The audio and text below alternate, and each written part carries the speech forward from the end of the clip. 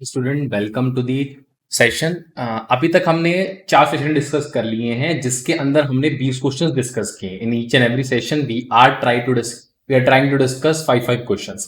ठीक है, सेशन ज्यादा बड़े भी नहीं हो रहे उसकी वजह से, और ये पूरा पेपर हम डिस्कस करते चलेंगे। तो आज आ जाते हैं 2025 पेपर 2 के इट्स एनडीए क्वेश्चन नंबर 21 पे। चलो, व्हाट इज बीटा इक्वल। देखो, इसमें आपको एक इक्वेशन दी है, alpha beta be the roots of quadratic equation. ठीक है, क्वाड्रेटिक इक्वेशन के रूट्स हैं, ओके। एंड ए है, देखो अल्फा बीटा को अलग से देखो, ए को अलग से देखो। इसमें ए का भी यूज किया है। ए स्क्वायर 1 नहीं है, चलो ठीक है, यहाँ 1 होता तो 0 हो जाता, और ये हमेशा पॉजिटिव होगा। चलो, 2-3 बातें दी गई हैं, इसका यूज भी हो सकता है। एक कंडीशन ये भी दी है।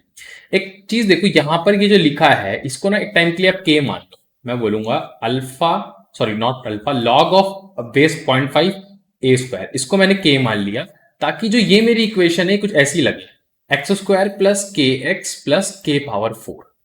आई थिंक कोई गलती, कोई मतलब आपको सही लग रहा है।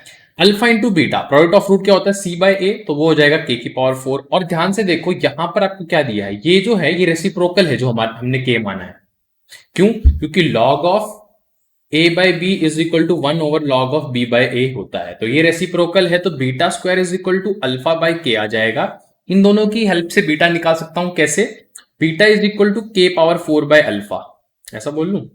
मुझे निकालना क्या है भाई, यहां से देखो अल्फा कर लो, अल्फा इज इक्वल टू, इस इक्वेशन से alpha is equal to beta square के, इस अल्फा को यहां पुट कर दो तो beta cube is into k is equal to k power 4, यहां के क्यूब आ जाएगा, तो beta is equal to exactly k आ जाएगा। के हमने क्या माना था, ए स्क्वायर जिसमें ऊपर हो और बेस में ये, तो यानी कि ऑप्शन नंबर 20। ठीक है, आई थिंक आपको समझ आ गया। थोड़ा सा वैसे ट्रिकी बना देते हैं क्वेश्चन को, डायरेक्ट स्ट्रेट फॉरवर्ड नहीं होता, बट अगर आप इसको सॉल्व करने बैठो तो you can solve with in a very good time, 30-40-50 second या 1 मिनट में आप सॉल्व कर सकते हो। What is the relation between alpha and beta? अभी हम बीटा निकाल चुके हैं, दैट इज इक्वल टू के।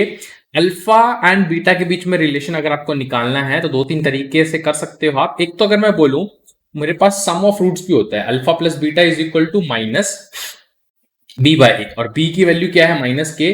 बीटा भी के निकाल चुके हो आप, तो माइनस के और अल्फा यहां आ जाएगा, अल्फा की वैल्यू -2 की आ जाएगी, यानी कि अल्फा और के हमारा बीटा था इज इक्वल टू -2 बीटा, यानी कि ऑप्शन नंबर अभी जो हमारा नेक्स्ट क्वेश्चन था उसमें सेटिस्फाई करेगा सी।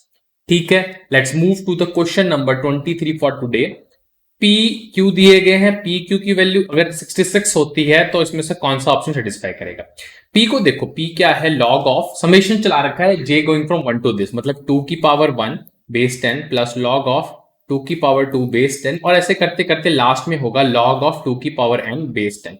आपको पता है ये सब अंदर मल्टीप्लाई हो जाएंगे, और अगर अंदर मल्टीप्लाई होंगे सबका बेस कॉमन है तो पावर ऐड हो जाती है, यानी कि 1 + 2 + 3 अप टू n, 2 की पावर में एक स्टेप मैंने बस अवॉइड किया, ये पावर बन जाएगी n इंटू n प्लस 1/2, जो कि बाहर आ जाएगी। तो कुल मिला के मेरे p की वैल्यू आ गई n into n plus 1/2 log of 2 with base 10।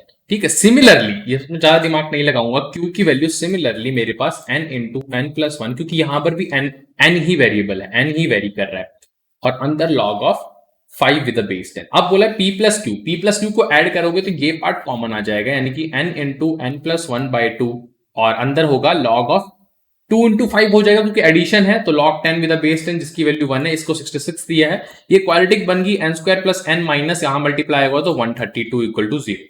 यहां से n की वैल्यू आ जाएगी -1 plus minus root of b square, यानी कि 1 - 4 into 132, this will be 529 and this. तो यहां से मैं आपको बता देता हूं n की वैल्यू आ रही -1 प्लस माइनस 23 हो जाएगा इधर बाई 2, नेगेटिव तो n हो नहीं सकता, 23 - 1 यानी कि 22/2, यानी कि n की वैल्यू 11। कौन सा ऑप्शन n की वैल्यू 11 को सेटिस्फाई कर रहा है, दैट इज ऑप्शन नंबर सी।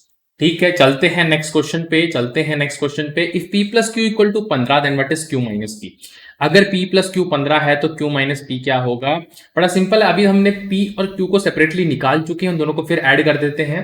हमने देखा था n इंटू, एक सेकेंड,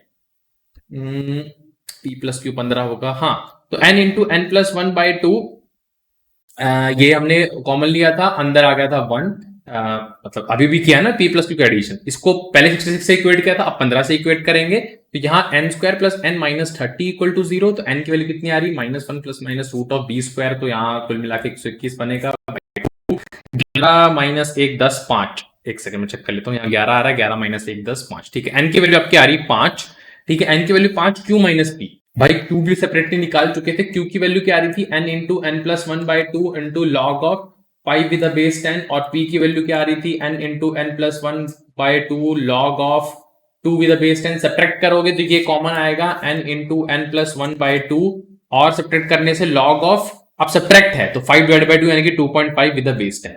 इसकी वैल्यू बस निकाल लेते हैं। अभी जस्ट हमने एन की वैल्यू 5 निकाली, तो 5 इंटू 6/2 करोगे आप, बस, और यहां रहेगा log of 2.5 with the base 10, ये कट जाएगा तो 15 मल्टीप्लाई होगा log of 2.5 with the base 10 के साथ, यानी कि option number D. Let's move to the last question for today, ठीक है। हम ये सारे सेशन 5 से 10 मिनट के अंदर ही करने की कोशिश करें, 11-12 मिनट किसी भी सेशन में लग सकती है।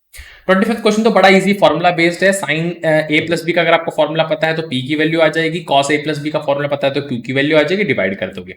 साइन ए प्लस बी का फॉर्मूला क्या होता है भाई, 2 इंटू साइन, एक सेकंड को ठीक से लिखते हैं, 2 into sine of A plus B by 2 into cos of A minus B by 2, ठीक है भाई। और कॉस ए प्लस बी का भी 2 कॉस ऑफ, मतलब दोनों कॉस कॉस में आएंगे, एक बार ए प्लस बी और एक बार cos of A minus B by 2। बड़ा आसान है, ये कट रहा है, ये कट रहा है, ये कट रहा है, this is tan of a plus B by 2। कौन सा ऑप्शन, ऑप्शन नंबर सी। बाकी question we will going to discuss in the next session. Till then keep learning, keep watching.